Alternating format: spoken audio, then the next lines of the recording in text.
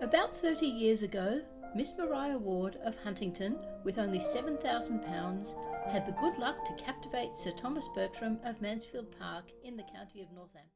I'm Harriet. And I'm Ellen, and this is Season 3 of Reading Jane Austen.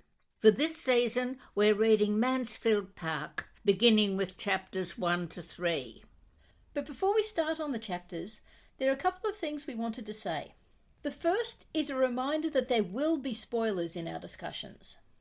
We wanted to emphasise this because, more than with Sense and Sensibility and Pride and Prejudice, people reading Mansfield Park for the first time may not be entirely sure how it's going to work out. It's a rich and complex book, and if you haven't read it before, we'll be giving away things you might not want to know in advance. It's also Jane Austen's most controversial novel. I think there are two main reasons for this. First, and most importantly, is the fact that the family has estates in Antigua, and so a connection with slavery. We're going to be looking at that in the historical section of today's episode. And the other is the character of Fanny Price, who is certainly Jane Austen's most divisive heroine. A lot of people really struggle with her, intensely dislike her, and can't understand how Austen came to write her. Obviously, we'll be talking about Fanny throughout the whole season. But just for context, we do both like her with some reservations, and more importantly, we don't see her as a complete anomaly in the gallery of heroines. Now, the last thing before we start talking about this week's chapters is to give a quick summary of the writing history of the book. The various authorities on the history of Jane Austen's publications tend to say that the book began in 1811. But it's very hard to dig up from them where this is said. As far as I can gather, it was said by a little scrap of paper that Cassandra wrote out at some time between when Jane Austen died and before her relations started writing on her. And she just noted down the dates of the different books. And that's where I think she said it began in 1811. Well, when we look at it, Sense and Sensibility was published in November 1811. So if she started then, she must have started thinking about it while she was still getting Sense and Sensibility ready for the press. Yeah. And then, for the next year, she was also revising Pride and Prejudice because she actually sold it to the publisher in 1812. And it was published at the beginning of 1813. But what we do know, absolutely, from the letters, is that by January 1813, she was very definitely deeply stuck in to Mansfield Park, because in a letter to Cassandra on the 24th of January, she notices she's going to have to change a little phrase where she's dealing with William seeing the women's hairstyles in Gibraltar and realises from a book she's been reading that there isn't a government house there, so she'll have to change the place where it happened to the Commissioner's house. And the second one, which she wrote 4 or 5 days later, she's been talking about looking at the recently published Pride and Prejudice. And then she says, "Now I will try to write of something else, and it shall be a complete change of subject, ordination." And then it was obviously finished by March 1814 because her brother Henry was reading it and she's really thrilled with the way he responded to it. And it was finally published in May 1814. So I think one of the key things we get from that makes it really different from Pride and Prejudice and Sense and Sensibility is that they were both reworkings of earlier material she'd written quite some years before. Yes. So this is really her first book that was conceived, written and published all in one section. So even if she didn't start writing in 1811, she was conceiving it, she was thinking about it then. So it was much more compressed time frame. Which I think we're going, well, what I'm certainly going to be saying when we start talking about this section. Which means let's move on to this section. Chapters 1 to 3 of the book. Should we start with your 100-word summary?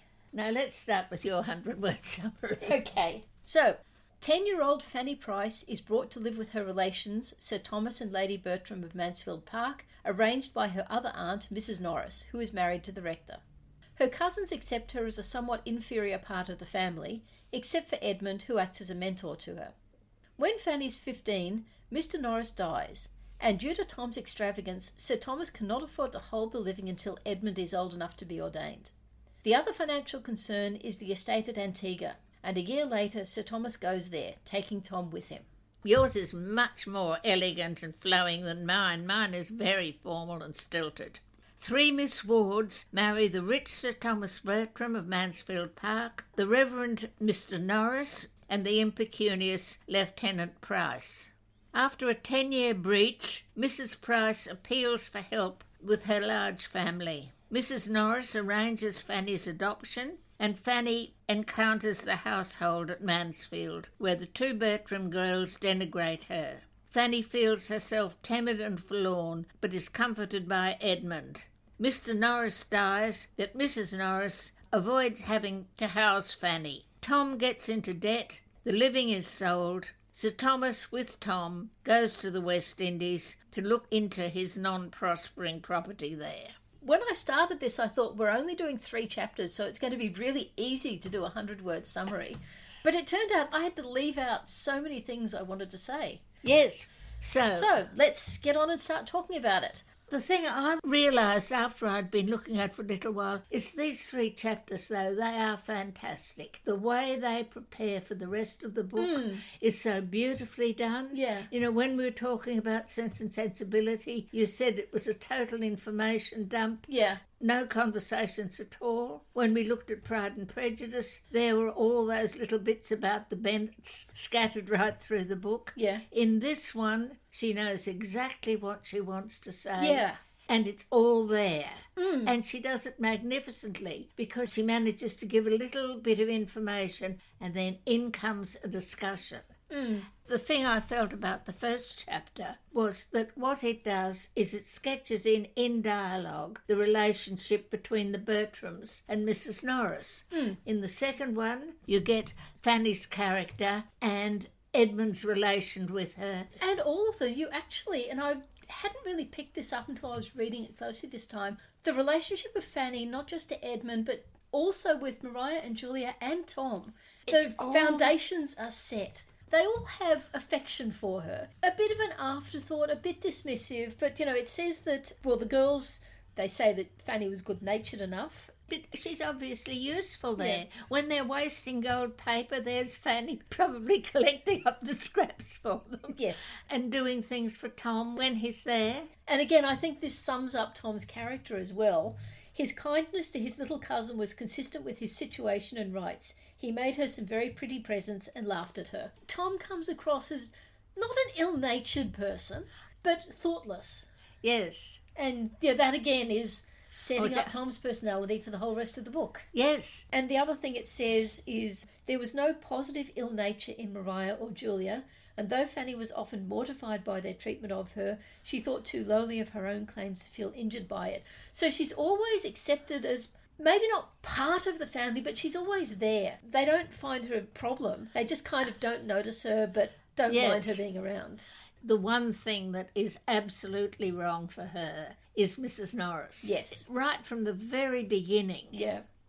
But also, you've got this preparation to like Edmund. She wants you to like Edmund, and so she gives that beautiful little scene. Yeah. Remember Mrs Bruton, where Jane Austen complained about not having natural, possible, everyday things. And in that little scene with Edmund, it's one of those things that if you've ever dealt much with young children, that's the way it happens. You know, when I was teaching, a child would turn up in a terrible state and you'd sit down with them and you'd say, "Did you leave something at home?" "No." "Have you had a fight with somebody?" "No." "Was your mum cross with you?" "Yes," they'd say, burst into tears, and it'd all come out. And that's exactly the pattern that she has happen in that scene. And I'm sure nobody had ever done that before.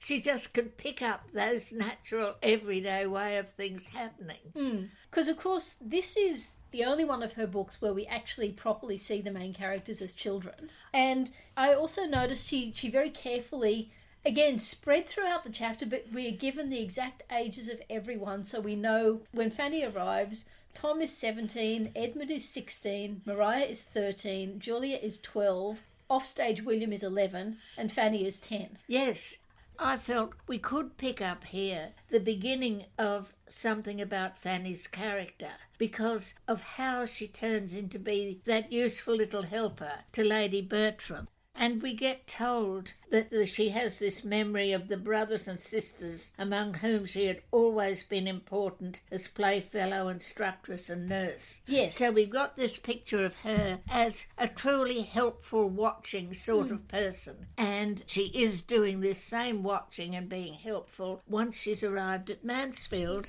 because you've got Lady Bertram saying that she saw no harm in the poor little thing and always found her very handy and quick in carrying messages and fetching what she wanted. But it does seem, though, when she was at home, she had been important as playfellow, instructress and nurse. Whereas Yes. she moves to Mansfield and her personality gets crushed. She loses her importance. She's no longer an instructress. She's helpful, proactively helpful, but she moves into this more subservient role. It does say right from the start she was shy, but I guess basically you get the sense that she's come to Mansfield and her self-worth has taken this massive hit. She's just so reduced the dimensions of what she can do and what she is. Yes. And then I suppose the other thing that comes through is her relationship with Edmund. But one of the things that I've got quite interested, though, is that description. What Jane Austen is saying is he formed her mind. But I can't help having the impression also that she was really useful to him. There he is, this very serious boy, wanting to be a clergyman, wanting to work out how to be good. And so he's coming home for the holidays with all these ideas mulling around in his head. Who can he talk to? Fanny. And she's clever. Yeah. And she'll read. Yeah. But it is, though, probably still something of an echo chamber because, as Jane Austen said, he had formed her impressions. So, of course, she was going to think like him. So her presence, I guess, helps him articulate his thoughts. She's a sounding board for him, but she's not going to challenge him. No, but he's probably complimenting him, though. Yes. Because she's clever. She knows what he's talking about. But their values, their principles are more or less identical. Once again, the book starts with talk of money. Oh, and yes. If we're looking at money and background, if we compare the Miss Wards in this book to the former Miss Gardiners in Pride and Prejudice, Mrs Bennet has £5,000 and was the daughter of a lawyer. Yeah. Miss Maria Ward, and therefore we assume all three Miss Wards, have £7,000 each and their uncle is a lawyer. So they actually come from quite a similar background, that sort of the professional class, not the gentry. Or the professional class that wants to think of itself as gentry, that top level of a country town society. Yes, which is, as I said, it's very, very similar to Mrs Bennet and Mrs Phillips' background. There's a little bit more money, but socially very similar. And thinking on from that, a couple of other thoughts I had. Obviously, Miss Maria Ward elevates herself much higher than anyone from the Gardiner family did. Yes. Mrs Norris elevates herself perhaps not quite as much as Mrs Bennet did, but more than Mrs Phillips did. Mrs Phillips stayed in that society. But Miss Frances Ward actually ended up much lower because her life is considerably less affluent, less genteel. And, Mrs Phillips' life is borderline genteel. Yes. But Mrs Price's life is much lower. Yes. Which I just thought was interesting, seeing all the different directions you can go from that same starting place. Yes. And the other thing that I thought of, we see that Sir Thomas, like Mr Bennet and like Mr Palmer, has obviously married a woman for her beauty, even though she's intellectually inferior to him. Yes. But unlike Mr Bennet and Mr Palmer, he hasn't retreated into cynicism. He still treats Lady Bertram with absolute respect. Yes. But there's never any sense that he regrets his marriage. There's never any sense that he's putting her down and he adapts to her. She doesn't want to go to London. He doesn't go. Yeah. Oh, we need to also mention, because it is so funny and so good, is the scene where Julia and Maria reporting on Fanny, and we came to all the things they know. How long ago it is, Aunt, since we used to repeat the chronological order of the kings of England, with the dates of their accession, and most of the principal events of their reigns? Yes, added the other, and of the Roman emperors as low as Severus, besides a great deal of heathen mythology, and all the metals, semi-metals, planets, and distinguished philosophers. It's just the lovely juxtaposition there. Yes. The distinguished philosophers in with the planets and the metals. But that sort of leads into what I think we both feel is one of the main thematic concerns of Mansfield Park, which is education. Because I think, and I think I probably got this from you, the whole book really seems to be talking about how it's so important for education to include, I suppose, moral education. Right at the end of the book, you have Sir Thomas reflecting on how active principle had been left out of his daughter's education. But even here, right at the very start of the book, we get told that for all of their talents and early information, they should be entirely deficient in the less common acquirements of self-knowledge, generosity, and humility. In everything but disposition, they were admirably taught. So it's again, as you were saying, everything you need. This whole book is so beautifully set up in these first 3 chapters. Yes. What we don't know is how it should have been. You know, we know all the sort of education they were given and how they were even taught by Mrs Norris not to show how conceited they were, that the important thing was not to show it.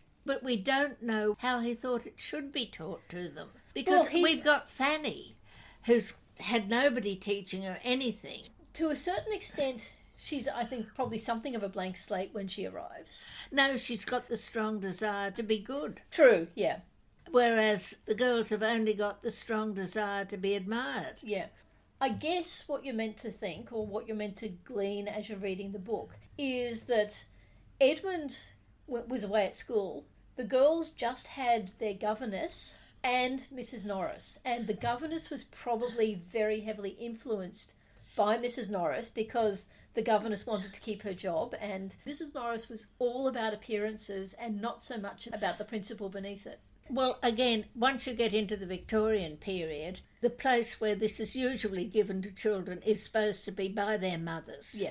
With their mother hearing them say their prayers and chatting to them about being good, or even by having often very religious nurses and nursemaids teaching them these things. I think the only thing Lady Bertram taught the girls in terms of how to be good is to not tease Pug. Yes.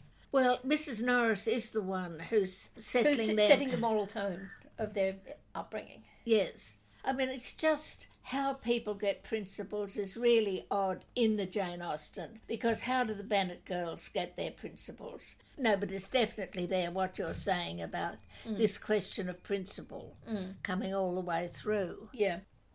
That's everything I had on these first 3 chapters. We've just got favourite sentence to do now. Have you got one? This is one of those sentences that I might not have really picked up on myself if it hadn't come up in Sheila K. Smith and G.B. Stern talking of Jane Austen. How when they're liaising with Mrs. Price over her difficulties, and it says, Sir Thomas sent friendly advice and professions.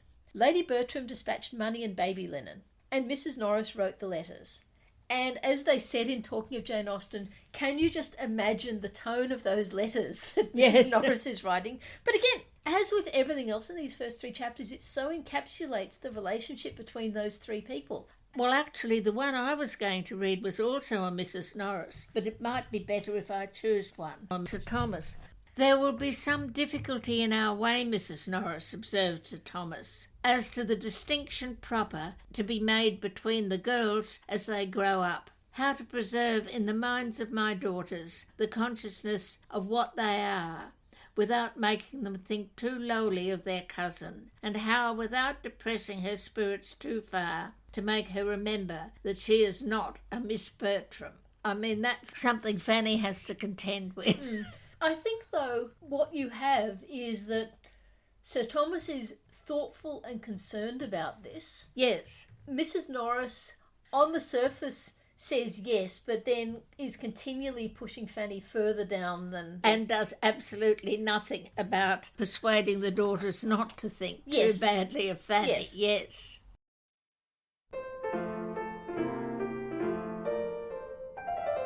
The character we're going to be talking about in this episode is Mrs Norris, who I was wondering, is she the worst of Jane Austen's villainous women? Absolutely, yes. But she is an absolutely realistic character, I think. She's still a bit exaggerated. She's a fully realised character. I mean, I think that's the appalling thing. She's a beautifully realised, she's absolutely natural, possible and everyday. Yeah. We see her doing these terrible things, and we see what she's like in the very first chapter. Sir Thomas doesn't see what she's like, though.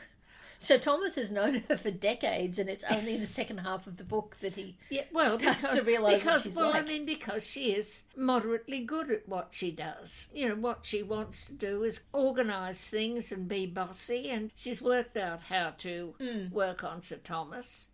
Also, probably, he's a bit relieved to have someone to do all the things Lady Bertram should be doing that she won't do. Well, there's that. I suppose the thing that bothers me is, why did she say, let's take Fanny? Because she wanted to feel important and organising, I think. Yes. But yeah, it doesn't make a lot of sense.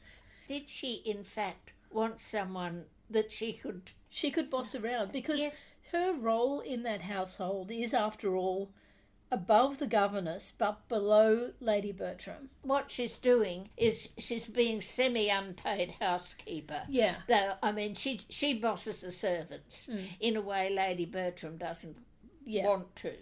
But, you know, you've also got the feeling of Mrs Norris was awful, but you get the impression that it's not just she wanted somebody to be nasty to. I mean, she's enjoying it. But there is something in Fanny that brings out the sadism in her. Yes, that's true. She knows she can make life miserable for Fanny and enjoys doing it. Maybe if Fanny was not quite so meek. Yes. Maybe if possibly Mrs Norris is profoundly irritated by Fanny's ill health. Yes. Fanny not being a strong child. Because Mrs Norris is obviously physically incredibly strong and probably has no patience for someone who has a headache, because she thinks if they just put their mind to it, they wouldn't have a headache.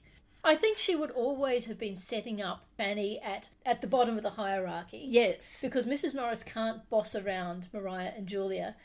But you just wonder what it meant to her to suddenly have that job of being able to take the girls into company. Oh, I think she loved it. Oh, no, absolutely loved it. But unbelievably lovely with Sir Thomas not there. So she can do it all her own way. I mean, she can queen it around in a way she couldn't if Sir Thomas was there. Sir Thomas is away for about 2 years, I think. And while he's away, Mrs Norris's level of control is unchecked. Yes. Up until then, she's been checking herself. She's been walking a fine line to make sure she doesn't antagonise Sir Thomas. With him gone, she has no checks. She can do whatever she wants. And so when he's come back, she finds it harder to rein herself back to where she was a couple of years ago. And that's when his opinion of her starts to drop. Yes. Do we think she's a self-deceiver? I don't think she can be too much of a self-deceiver in terms of her treatment of Fanny.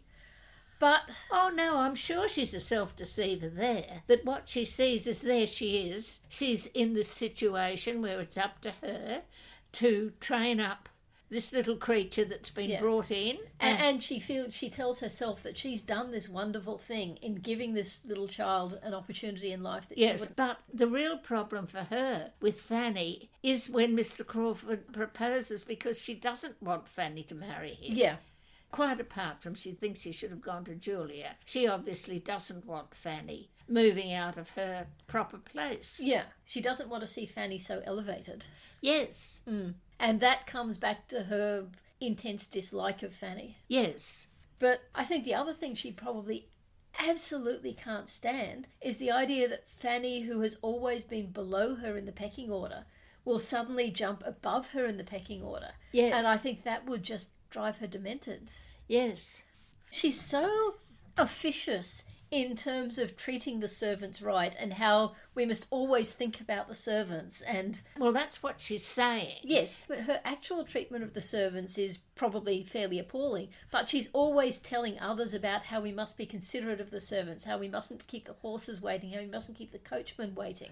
Possibly because these people have got a certain amount of line to Sir Thomas. I think that is just more of her making herself important and managing. Oh, right. So I think you want the coachman to do this. I think we must think of the coachman. Yeah, we must think of the coachman, and therefore we must do things the way I want us to do them. Yes. There's that lovely scene later on where she officiously tells Sir Thomas, we have arranged for one group to go first and then the coachman will come back for the rest of us. And Sir Thomas agrees because that was actually the plan he had told her about. Oh, yeah. She always has to be making herself important and part of the planning process. Yes. And maybe there's some level of fear that if she's not always busy and organising things, then she won't be able to be at Mansfield as often. Although I think that in that case she's just completely misreading Sir Thomas. Yes.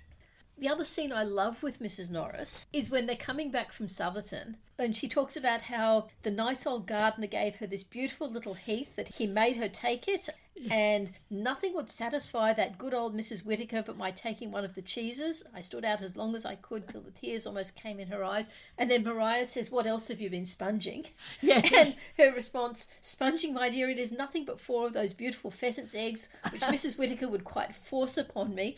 So, she's obviously convinced the staff at Southerton to give her all this stuff. Yes. And has turned it around in her head, or maybe she and they have danced this dance. Mrs Whittaker knows that Mrs Norris has dropped hints about giving the pheasant's eggs and so has to give them to her, but she's both shameless and self-deceiving. Well, it's hard to say how self-deceiving, but it seems to be there, yes. That was your favourite bit. My favourite bit is the one where the little boy, the carpenter's son, comes up saying he's got to get some boards for his father. And he comes up just at the time when the servants are having their lunch. And she tells him to go away. I just love that. There she is. She's so proud of herself for having defeated this little 10-year-old boy who's up there trying to scrounge a meal. But the final thing with Mrs Norris is, does she have any redeeming features? Obviously she's, I think we'd have to say, miserly, not just economical. She's sadistic towards Fanny. She's managing to a ridiculous degree. She's something of a self-deceiver. She's a terrible crawler, which is a bit sad in a way that, you know, instead of just being her own person. Well, the sad thing is she would always have been welcome at Mansfield Park. Lady Bertram is her sister and her husband is Sir Thomas's great friend. I suppose maybe she feels that doing all this work gives her an actual place at Mansfield Park rather than just being there as a welcome visitor. And she likes being busy. And important. Yes. She likes being busy and important. Yes. There's the other thing, though, that I suppose you can say is the good thing about Mrs Norris, is that she sticks with Maria. When Sir Thomas won't have Maria home again. Yes. She goes against him. Yeah. She's always, up till now, wanted to please Sir Thomas, and now she's doing something that doesn't please him. And she's walking away from Mansfield Park, which is everything she's been trying not to do. Everything up until now has been making sure she has a place at Mansfield Park for eternity. Yes. And now she walks away from it for Maria. Of course, Mrs Norris having done that, and for all the love she has for Maria, Jane Austen makes it pretty clear that they don't in fact have a very happy time living together. No. So basically, I guess, circling back to the beginning, in spite of a couple of redeeming features, I think of all the nasty women in Jane Austen, Fanny Dashwood is the only one who even comes close to Mrs Norris in sheer horribleness. But on the other hand, when we're looking for a fully rounded character, Mrs Norris is absolutely magnificent. A wonderfully conceived character, wonderfully presented. All the different sides of her are there. Really a magnificently presented character. And Jane Austen's obviously recognising this because so much of these introductory chapters are laying the foundation for Mrs Norris.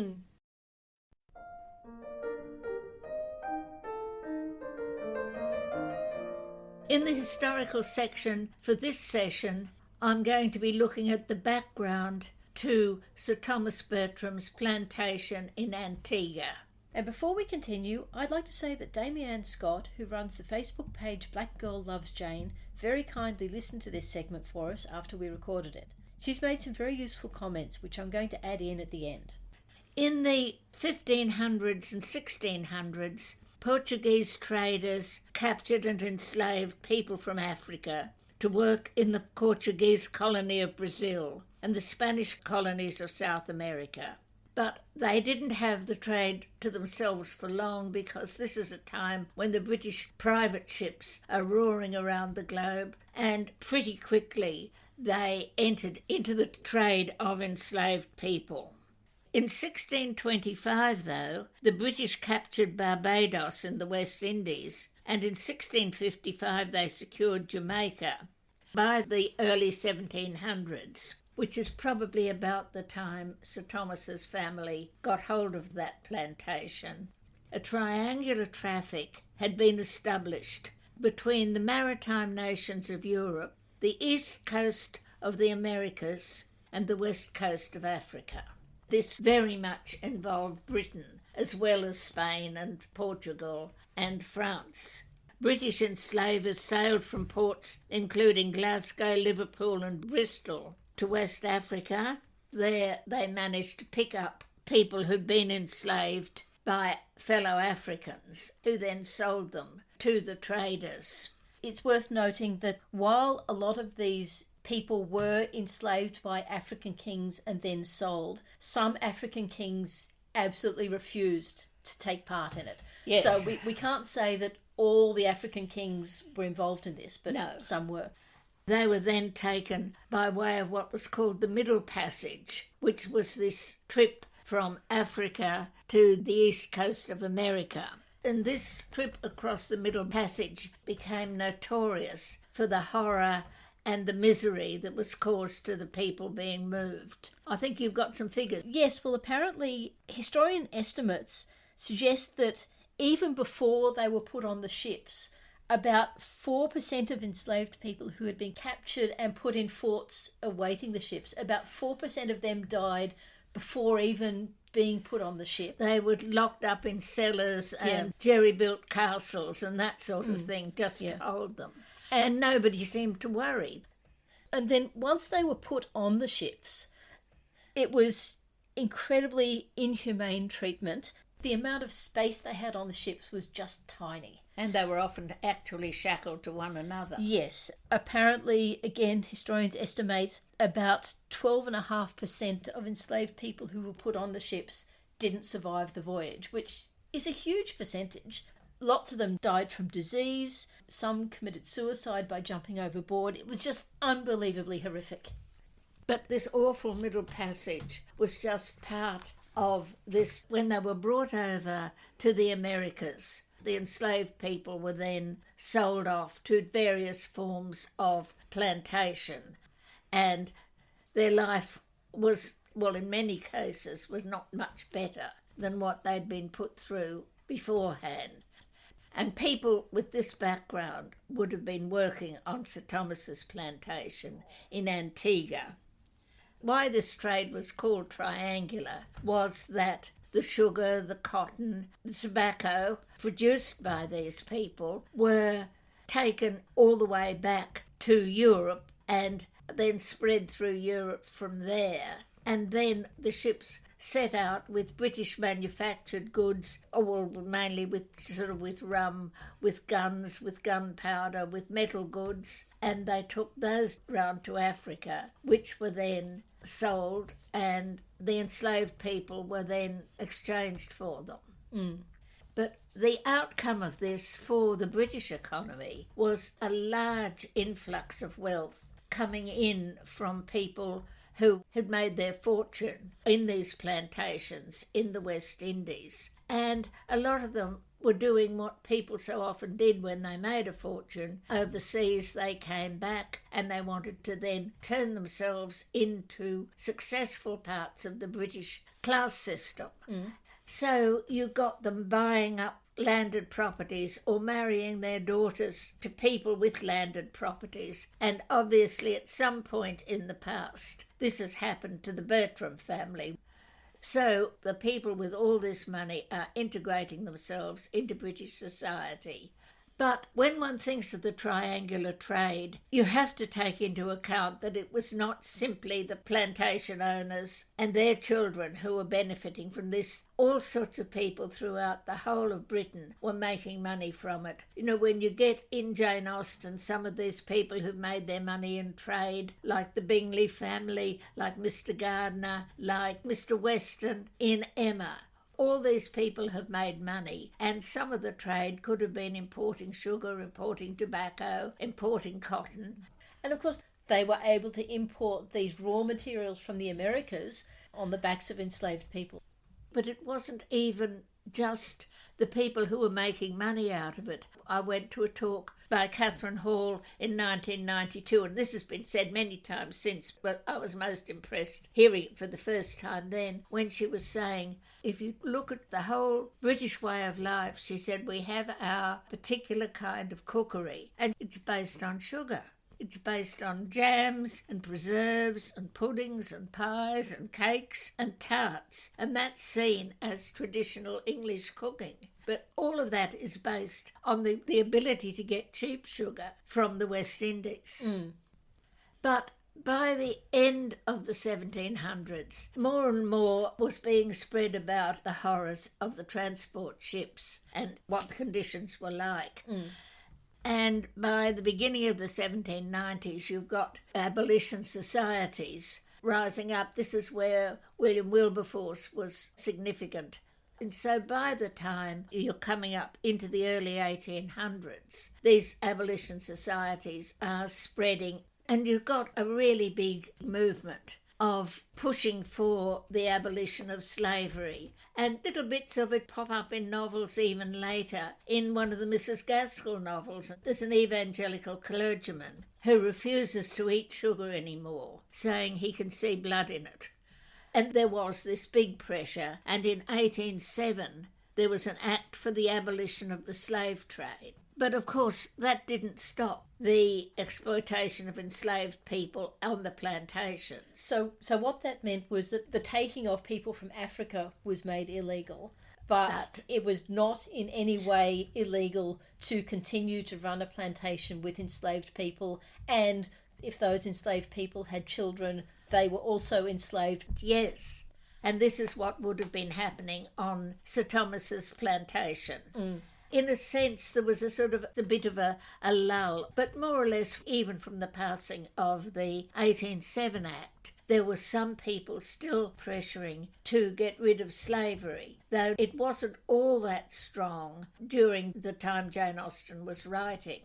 But the pressure gradually built up through the 1820s until in 1833 there was an Act of Parliament, got rid of all slavery in the British Empire. But of course, even when sugar was now free of that particular taint, Britain was still making use of enslaved labour because it was building up the cotton industry, and until the 1860s they were still importing their cotton from the southern states. But that, of course, didn't happen till well after Jane Austen had died.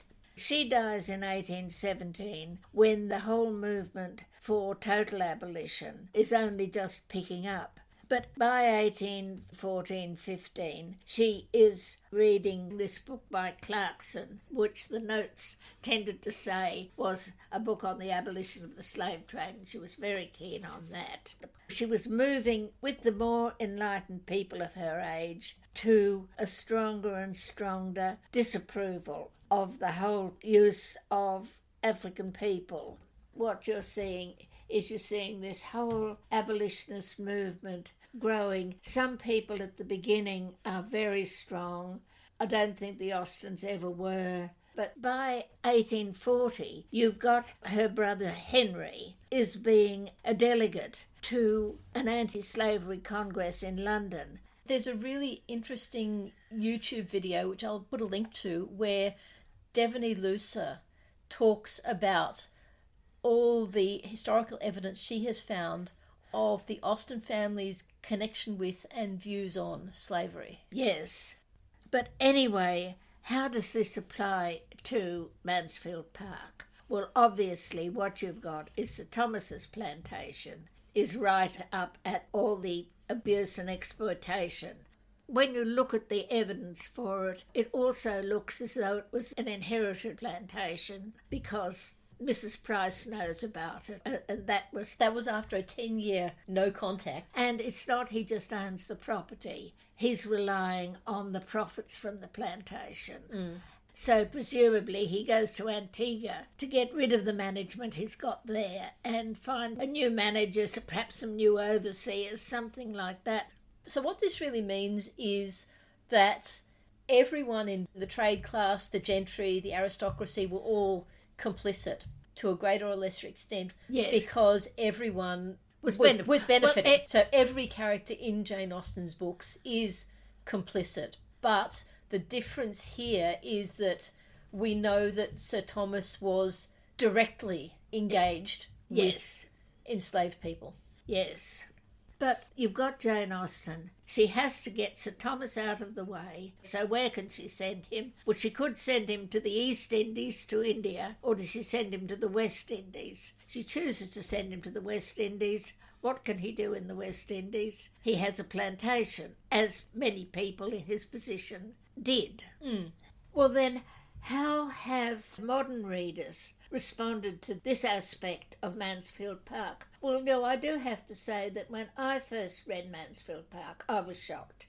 And I started to get pleased every time you got a little hint that Jane Austen, that she saw the point of abolitionism.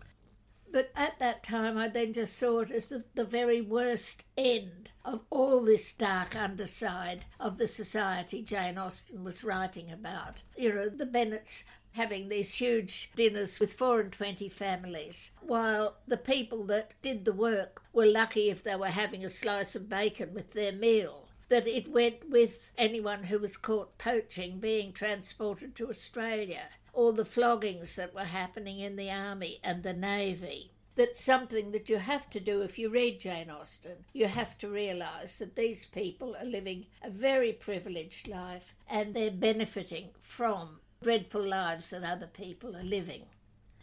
I first read Mansfield Park in the 1950s, but through practically all my reading life for the rest of the time, nobody really mentioned slavery. You know, we just looked up recently that when the new Oxford Companion to English Literature was printed in 1985, there was absolutely no mention of the plantation issue. That was the same for me. I looked at the introduction in my Penguin edition, and that's a 1980s edition, but hadn't actually been changed, I think, since the 60s. And it makes no mention of slavery at all. Whereas by contrast, if you go today and you look up Mansfield Park in Wikipedia, among the subsections in it, one of them is Mansfield Park and slavery.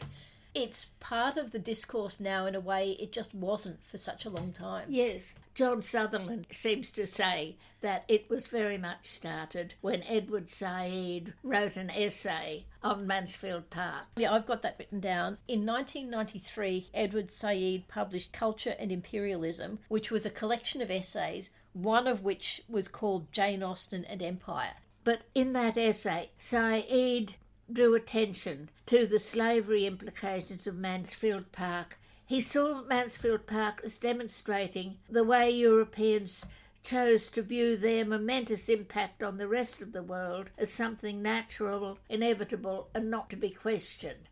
He wasn't saying Mansfield Park of itself is a wicked book. He was saying Mansfield Park, which is a really marvellous book, is nevertheless a demonstration of this particular way European thinking interpreted imperialism. I think he was saying this illustrates the prevailing mindset at the time. Yes, he's using Mansfield Park as an example. But what that seemed to do was to suddenly spark this absolutely essential thing. When I was reading Said, one of the bits I highlighted as part of what kicked off his influence of including this in part of the discourse on Mansfield Park, is he said, "We must not say that since Mansfield Park is a novel, its affiliations with a sordid history are irrelevant or transcended, not only because it is irresponsible to do so, but because we know too much to say so in good faith." But then he also said, "Austen belonged to a slave-owning society, but do we therefore jettison her novels as so many trivial exercises in aesthetic frumpery?" I think post-Said, awareness of slavery has to be part of the discourse on Mansfield Park because, like he said, it's irresponsible not to. And there have been massive amounts written, and I've barely skimmed the surface. But from what I've read, there do seem to be broadly 4 types of approach. Yes. One is for people to just completely reject the novel because the slavery connotations make reading it too painful. And I think this is, we all bring our own life experience to reading. And since the slavery connection is basically unarguable, I don't think anyone needs to defend their position if they just can't read the book. No, absolutely. Another thing I've seen, and I don't know how prevalent this is nowadays, it's people trying to find ways of justifying that Sir Thomas may not have had enslaved people on his Antigua property. John Sutherland's book, Is Heathcliff a Murderer? It has a chapter on where does Sir Thomas's wealth come from. Yes. And he says, since Jane Austen says nothing specific on the subject, the Bertrams could have had a farm supplying produce and timber to other plantations. And then he goes on to say, or maybe the reason they're not doing well is because they're raising a crop other than sugar, or maybe they're not treating people harshly. And the thing seems to me is, yes, they're not real people. So if you want, you can decide if there's historical basis but when Jane Austen says he has property in Antigua, what does she expect her audience? I would imagine she expects her audience to think the most likely thing. Also, and I think most importantly, it's really actually kind of offensive to take that view because it's like it's coming up with justifications in order to make the book more palatable to a modern reader. And that just feels really offensive and insulting. Yes. And then the third approach that I think may be having a bit more popularity at the moment is people finding lots of internal evidence, bits and pieces that they feel are actual or symbolic references that they say shows the book is about slavery and specifically that it's an abolitionist book. Helena Kelly did this in Jane Austen, The Secret Radical, but there are others as well, and I won't bother to list them. I'll put a couple in the show notes. I suppose the biggest example is the people that say, ha, she called it Mansfield Park. Yeah. Mansfield was the judge who wouldn't let somebody called Somerset to be sold while he was in England. Yeah, I mean, that's one of the big examples. And then there's, that Mrs Norris could be named after a slaver called John Norris. Helena Kelly, for example, has gone through and found lots and lots of references, and some of them seem maybe credible and some of them seem just ridiculous. So basically, at the end of the day, I don't think either of us really agree with this because you can mine the book for likely and unlikely references and symbols, but that doesn't mean they're all intended on the part of the author. And also, the other thing I feel is this is not something Jane Austen did. She didn't go in for symbolism. But also, the other thing is, all of this is based on the idea that Jane Austen had to hide her pro-abolitionist messages because otherwise she wouldn't have been published. But there were many, many overtly abolitionist novels written at the time. We won't go into that here, but I will just say that Lona Manning, who we've mentioned before, she's pretty much a friend of the podcast now. She's actually written a series of posts arguing against this view, and I'm going to put a link to them in the show notes because I think she makes some really good points.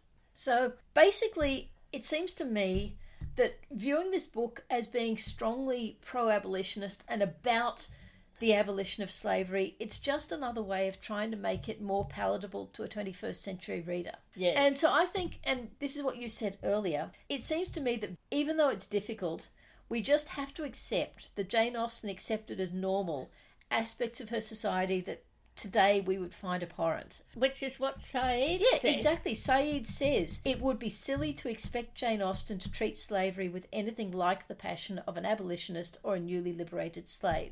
He also says, all the evidence says that even the most routine aspects of holding slaves on a West Indian sugar plantation were cruel stuff, and everything we know about Austen and her values is at odds with the cruelty of slavery. So, extrapolating from that, it's quite likely that when she made this plot decision to send Sir Thomas to the West Indies to get him out of the way, she didn't actually really think about the human implications of what that meant and the suffering it meant. In the same way that people today will go out and they'll buy cheap clothes and they won't think about the suffering that goes into making clothes they can buy so cheaply, and the fact that slavery still exists today. There are millions of enslaved people in the world today. Yes. The thing I think is all the things we think of as abuses in her society that she doesn't object to. She doesn't object to a private being flogged. No. She doesn't object No. to whatever forms of discipline all her lovely sailors impose. For all that we share many of her views and attitudes towards life, she did not live in the 21st century. She does not see things the way we do now. And so that brings me to the fourth approach to dealing with slavery and Mansfield Park, which I think is the one we'll be taking throughout this series, which is that when we're reading Mansfield Park, we have to be aware that slavery is part of the background to the novel in general. It can't be ignored or glossed over. So it's important in general to be open to reading the novel in the light of post-colonial studies. Yeah. But we also believe that the matter of slavery doesn't influence every aspect of the novel. So we will talk about slavery where it's relevant. For example, how it informs our feelings about Sir Thomas and Fanny's question about the slave trade and what that means. But there's also going to be large parts of our discussion that focus on other matters. Said's article finishes with the sentence, "The task is to lose neither a true historical sense of the first," by which I think he means colonialism, "nor a full enjoyment or appreciation of the second, all the while seeing both together." I think we can extend full enjoyment and appreciation not only to the aspects of the novel Said talks about, but also to other themes, narrative, and character issues that we find in it. But that was also why we wanted to have our historical discussion of slavery right here in the first episode. So we have an understanding of the historical basis and the connection and the implications and the level of complicitness of every character in Jane Austen before we start talking further about Mansfield Park.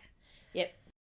As I said, Damianne Scott very kindly reviewed this segment for us, and I want to add in some of the comments she made. Firstly, she pointed out that while slavery did also exist in Africa, they had a very different idea of it from what the Europeans had in mind when the African kings sold people to them. She also pointed out that the terrible death rates on the slaving ships were actually calculated into the cost of the voyage, which is why the people who survived were so valuable. When we were talking about the abolitionist movement, we said that it wasn't all that strong at the time Jane Austen was writing. Damianne suggests that the fight for the end of slavery slowed down because people didn't see the horrors of slavery on the British island, so it was easy to ignore. She agreed with the point we made about how many people in Jane Austen's books benefited from slavery, and she said that this is why we cannot ignore the discussion of race in discussing Jane Austen. The people, the place, and the situations that she talks about are rooted in slavery. Finally, she makes the point that when we hear that Sir Thomas has property in Antigua, we think of this as land. But unfortunately, this term was also used to describe the people who were enslaved. But because it isn't explicitly stated, this gives readers a cop-out to discussing the truth of the time frame and the issues of the day because they don't want to deal with the reality. Again, I'd like to thank Damianne for taking the time to give us this feedback on the segment.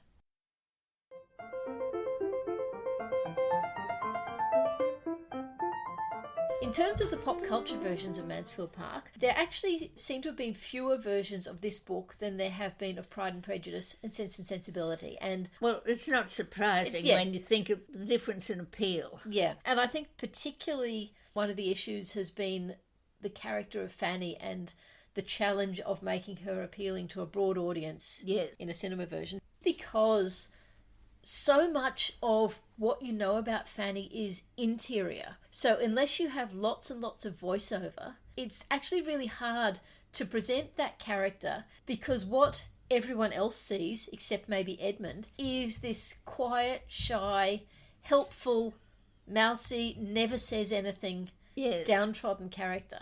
And that doesn't really work all that well as a heroine. There have actually only been 3 film and television direct adaptations of the book. The first adaptation was in 1983 when the BBC was doing a lot of adaptations of classic literature, and they did one of Mansfield Park with Sylvestre Latouzil as Fanny and Nicholas Farrell as Edmund. And this one is relatively faithful to the book. Like most of those 1980s BBC ones, its budget is maybe a little bit limited. Its production values are not kind of what we expect to see today. Yeah. It's maybe a bit stilted, but it does try, I think, to present the characters as they are in the book. Who was Mrs Norris in that? Mrs Norris in that was Anna Massey. Oh, right, yes. Oh, yeah. very good character. Yeah, very good character actress. She apparently originally said she wanted to play both Mrs Norris and Lady Bertram, which I think would have been quite a nice idea, and she certainly would have been up to the task, but yes. No, they kept her just Mrs Norris. One thing all of these adaptations do is they do start with Fanny as a child, and then at a certain point you just get a transition into Fanny as an adult. Yes. In this particular case, the transition happens when she and Edmund are reading poetry, and it goes from them as children to them as adults. Oh, I think that's which rather is quite nice. And something else that all the adaptations tend to do is they typically have some voiceover by Fanny. Yes. To try and compress some of this early stuff. Yes. And in this case, the voiceover is from her writing letters to William, which I think works quite well. Oh, yeah. Then it was done again in 1999, and this was a cinema release done by the BBC and Miramax. Fanny was played by Frances O'Connor, and Edmund was played by Johnny Lee Miller. Johnny Lee Miller was actually in the 1983 one, playing the tiny role of one of Fanny's younger brothers. Oh, right. It was written and directed by Patricia Rozema, and I should have checked how to pronounce her surname because I probably got that wrong. One of the things I read said that she agreed to adapt Mansfield Park because she could contribute a social critique about the English gentry and their tainted source of income. And it says she wanted to explore who was paying for the party and to keep the brutal facts of slavery alive throughout the whole film. Yeah. But I didn't feel she was saying anything particularly profound about the relationship of the British gentry and slavery. So I just felt it was very, very unsubtle. It makes Sir Thomas the villain right from the start. He's not only pro-slavery, he is just generally, right from the start, he's a horrible person. Is that the one done by Harold Pinter? Yes, Harold Pinter plays Sir Thomas. Yes. Fanny in this version is much more confident. She wants to be a writer, and she has been given words from Jane Austen's letters, and also she has been writing some of Jane Austen's juvenilia. That's not the Fanny we know. No, that's not the Fanny of the book. Whereas in the earlier version from 1983, you had some voiceover of her writing letters to William. In this one, you have voiceover of her writing letters to Susan. But it's all a bit arch, because sometimes it's voiceover, but sometimes it's her speaking straight to camera. Again, we have the transition from young Fanny to grown-up Fanny in a conversation with Edmund, but in this one you start with her writing a history of England, which of course we recognise as Jane Austen's useful history of England, yes, and then finishes with her grown-up reading it to Edmund. But you can never imagine the Fanny of the book writing that history of England. So that's that one. When I first saw it, I really didn't like it, and when I rewatched it for doing this podcast, I still didn't like it. I know some people do like it a lot and do like that it's a social critique. I fully support and engage with her idea of wanting to use this as a way of looking at, as she said, who's paying for it all. Yes. But I just feel it's not a very sophisticated social critique. The most recent version was in 2007. It was a TV movie. Fanny was played by Billie Piper, who you won't know, but she was a Doctor Who companion for a while. Oh, right. And Edmund was played by Blake Ritson, who I wasn't particularly familiar with. And while I didn't like the 1999 version because I felt it was heavy-handed, I can still respect it for she was trying to do something. Yes. This one, I just felt it's not very good. Again, the character of Fanny is completely changed. Yeah.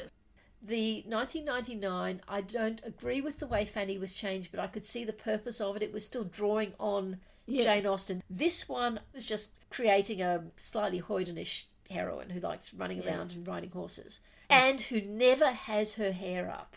Her hair is always down, and it is so infuriating.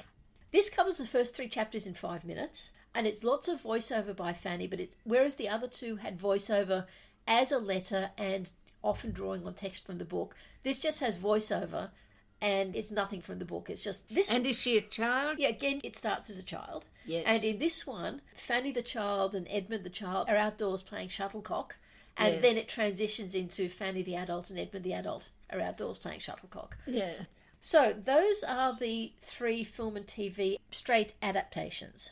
Then, in terms of modernisations, there have been far fewer modernisations of Mansfield Park than of the other books. One that often comes up when you look it up is in 1990 there was a film called Metropolitan done by Whit Stillman. It was apparently his first film. It's about young people in New York on the debutante circle. Yes. And I would say it is inspired by Mansfield Park, but in no way, shape or form would I say it is a modernised version of the book.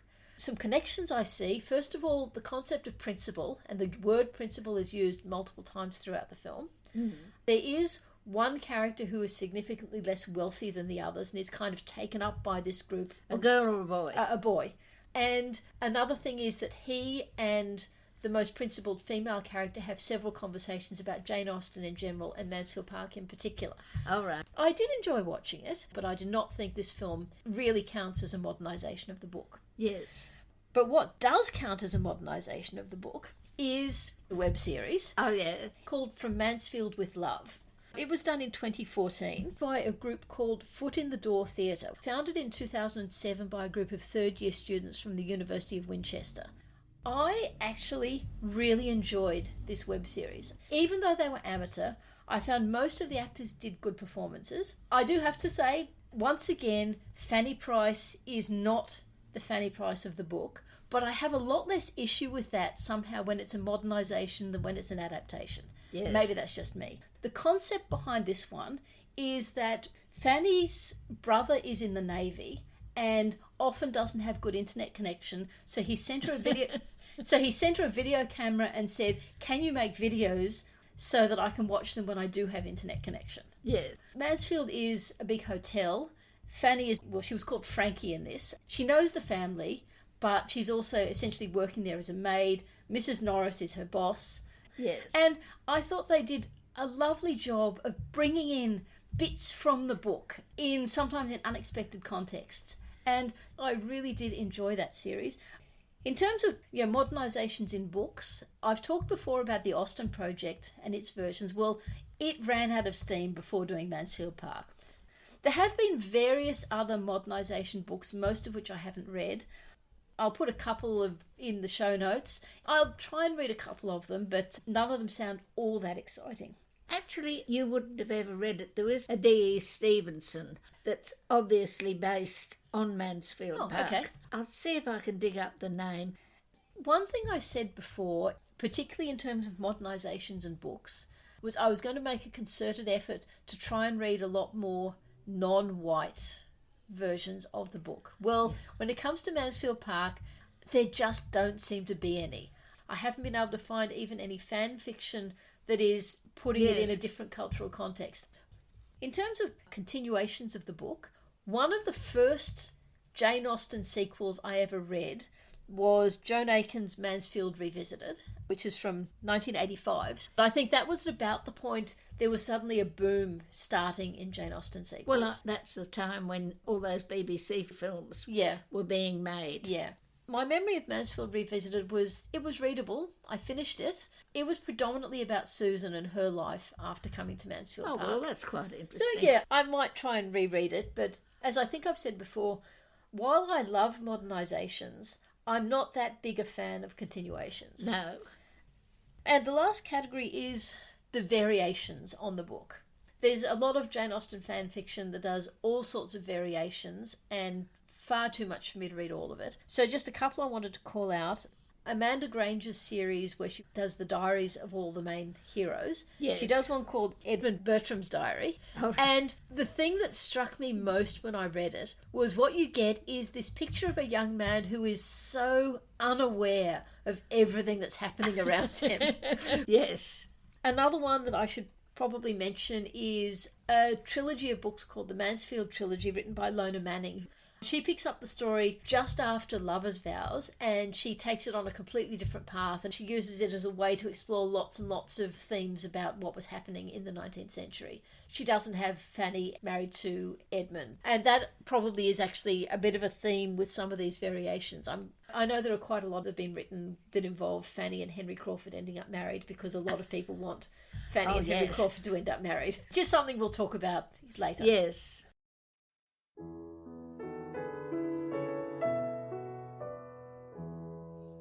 You've been listening to the Reading Jane Austen podcast with me, Harriet. And me, Ellen. In our next episode, we'll be looking at chapters 4 to 7 of Mansfield Park. The structure of this podcast was inspired by Harry Potter and the Sacred Text. Our music is Creative Commons performances of pieces Jane Austen might have listened to. You can find us on Facebook at Reading Jane Austen and our website, readingjaneausten.com. You can email us at readingjaneausten.com or rate and review us in your podcast app. We hope you'll join us next time.